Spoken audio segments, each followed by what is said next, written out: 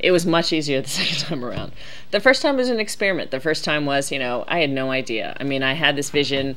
I started off on this thing with the guys. Would they trust me? Would they not trust me? And I earned that trust day after day. When it came time for this one, they had seen the war tapes, and they felt that I was true. So it sort of shortened that what I call the sniff test. It's not that I was opposed to it, but I'm more comfortable being a storyteller, not being a character. But their factor was, based on the war tapes, I was invisible in the war tapes.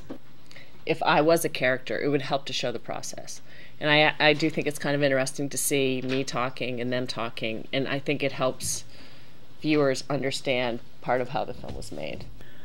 I would know what had happened so that we could talk, not so that I could direct them in that kind of traditional sense of, oh, I want this on tape, but so that I could get inside to know what they had experienced, to know what we had on tape, to then make sure that what they were talking about was represented so that it could be included in the film. We have a lot of tapes. So for the war tapes, there were 800 hours that the soldiers filmed, 200 hours I filmed with the crew. And for Bad Voodoos, it was exactly half that. The soldiers filmed 400 hours and I filmed 100 hours. So when you're trying to cull through it and know what the story is, and for me it really is what rises to the top, and talking with the guys about what is important for you to be represented. That helps. You still have to comb through everything. If you see shots of me interacting with them, if you see shots of them, like Toby interviewing Jason and some other guys, you see part of that process, and you get to see it. And when you see a soldier with a camera, I think it's a prompt, because by and large, all the media that's out there is filmed by someone else. So I think right now, this style of filmmaking isn't common. So I like that marker to remind people that it is the soldiers who are filming this. I view a lot of, and I know I'm not popular amongst some, although I do have a lot of friends in the community, I view a lot of documentary filmmakers as incredibly parasitic individuals, because I think they go in wanting to advance their name, to tell a story. They suck the story out of who they're covering. They make a film, and they go to a film festival and they make their name. My issue is I don't believe in objectivity. I think when people say that they're objective, they're full of bullshit, because I think everybody brings their own life experiences to that situation. I just don't buy it. I actually think it's an incredibly egotistical construct to say that I can sever all emotion and cipher it only through analytical. And if actually you're able to do that, then I really don't care to hear what you have to say.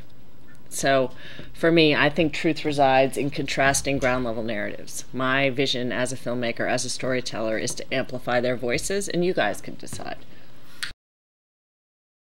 And also, when I look at a film these days, I'm very interested in creating a web presence. So Frontline, actually for the first time, they got an additional grant. So our website actually is the first time Frontline has dedicated to create a living website, because we're following the guys until they come home, so we're posting updates.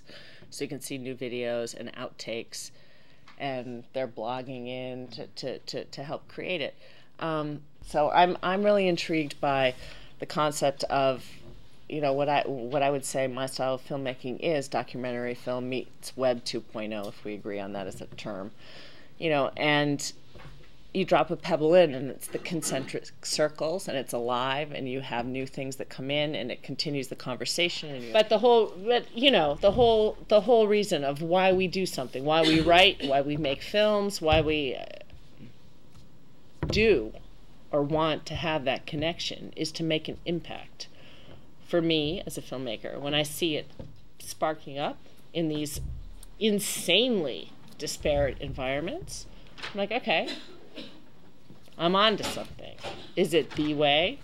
No, not necessarily, but it's something.